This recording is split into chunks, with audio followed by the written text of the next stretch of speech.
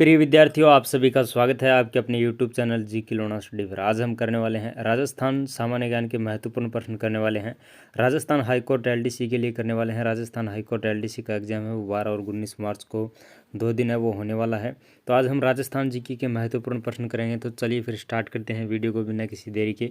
1 number प्रश्न है कि राजस्थान का क्षेत्रफल भारत के कुल भौगोलिक क्षेत्रफल का कितना प्रतिशत है। तो राजस्थान है वो भारत के कुल भौगोलिक क्षेत्र का 10.41% है। तो जो हमारा ए नंबर ऑप्शन एकदम सही हो जाएगा। राजस्थान का क्षेत्रफल भारत के कुल भौगोलिक क्षेत्रफल का 10.41% है। अगला प्रश्न है 2 नंबर प्रश्न कि राजस्थान की राज्य सीमा कितने राज्यों से लगती है। राजस्थान की जो राज्य सीमा है वो कितने अन्य राज्यों से लगती है। तो राजस्थान की राज्य सीमा है वो अन्य 5 राज्यों से लगती है। तो जो हमारा बी नंबर ऑप्शन एकदम सही हो जाएगा। अगला प्रश्न है 3 नंबर प्रश्न कि आकल जैसलमेर जिससे संबंधित है वह है। आकल जैसलमेर जिससे संबंधित है वह है। आकल है वो काष्ठ जीवाश्म उद्यान से संबंधित है। तो जो हमारा डी नंबर ऑप्शन एकदम करेक्ट हो जाएगा। आकल जो कि जैसलमेर में है और काष्ठ जीवाश्म उद्यान से संबंधित है। अगला प्रश्न है निम्नलिखित में से जैसलमेर में कौन से बालू का स्तूप है। जैसलमेर में कौन से प्रकार के बालू का स्तूप है। अनुदैर्ध्य, बरखान, प्रबलिक या फिर अनुप्रस्थ प्रकार के। तो निम्नलिखित में से जैसलमेर में कौन से प्रकार के बालू का स्तूप है। जैसलमेर में बरखान प्रकार के बालू का स्तूप है। और अगला प्रश्न है अरावली पर्वतमाला के कौन से भाग में सर्वाधिक अंतराल विद्यमान है। अरावली पर्वतमाला के कौन से भाग में सर्वाधिक अंतराल विद्यमान है। मध्यवर्ती भाग में, दक्षिण पूर्वी में या दक्षिणी में या फिर दक्षिण पश्चिम में।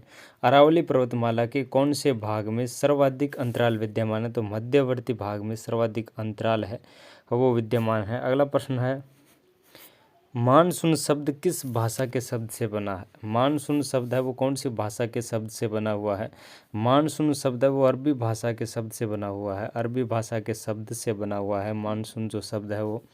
अगला प्रश्न है कि नदी जिसका उद्गम मध्य प्रदेश में होता है और जो अपना जल खंबात की खाड़ी में उड़ेलती है वह है। नदी जिसका उद्गम तो मध्य प्रदेश में होता है और अपना जो जल है वो खंबात की खाड़ी में उड़ेलती है वह है।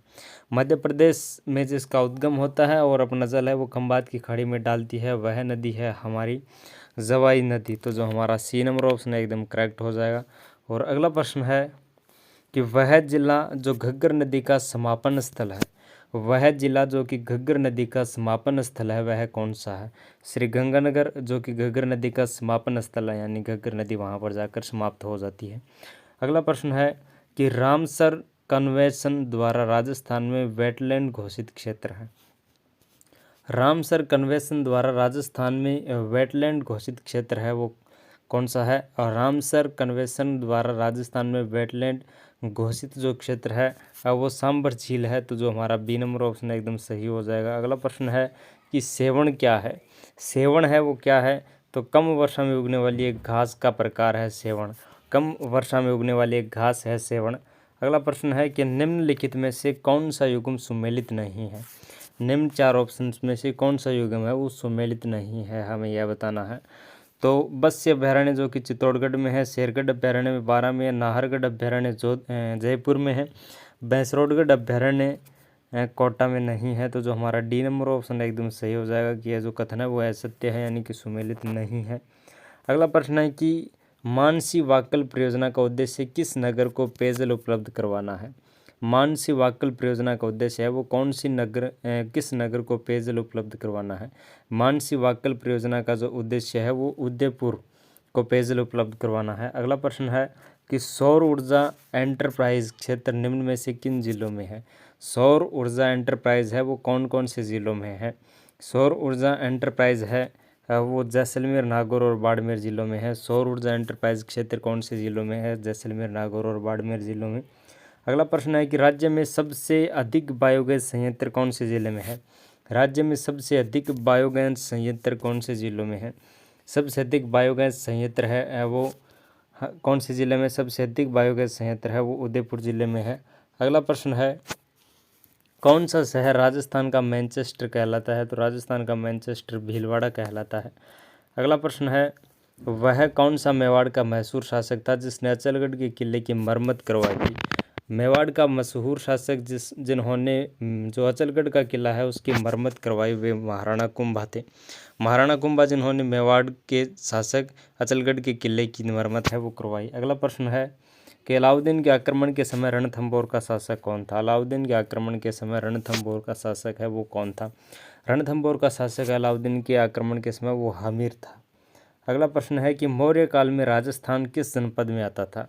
राजस्थान है वो मौर्य काल में कौन से जनपद में आता था। राजस्थान मौर्य काल में अपर जनपद में, पूर्वी जनपद में, या फिर उत्तरी जनपद में, या मध्य जनपद में। तो मौर्य काल में राजस्थान है वो कौन से जनपद में आता था। मौर्य काल में अपर जनपद में आता था राजस्थान है वो। अगला प्रश्न है कि जिस महाराणा को कोई भी हरा नहीं सका, जिस महाराणा को कोई भी हरा नहीं सका, वह अपने पुत्र उदयकरण की राज्य लिप्सा के शिकार हो गए। वह है जिसे कोई भी हरा नहीं सका और अपने पुत्र उदयकरण के राज्य लिप्सा के शिकार हो गए, यानी कि उसके पुत्र ने उन्हें अपने राज्य को प्राप्त करने के लिए उसे मार दिया। वह कौन सा शासक था। तो वो जो शासक थे वो महाराणा कुंभा थे। अगला प्रश्न है किस राजपूत शासक को हिंदू सुल्तान के नाम से जाना जाता है। राजपूत शासक जिसे हिंदू सुल्तान के नाम से जाना जाता है वे महाराणा कुंभा है। राजपूत शासक जिसे हिंदू सुल्तान के नाम से जाना जाता है वे महाराणा कुंभा है।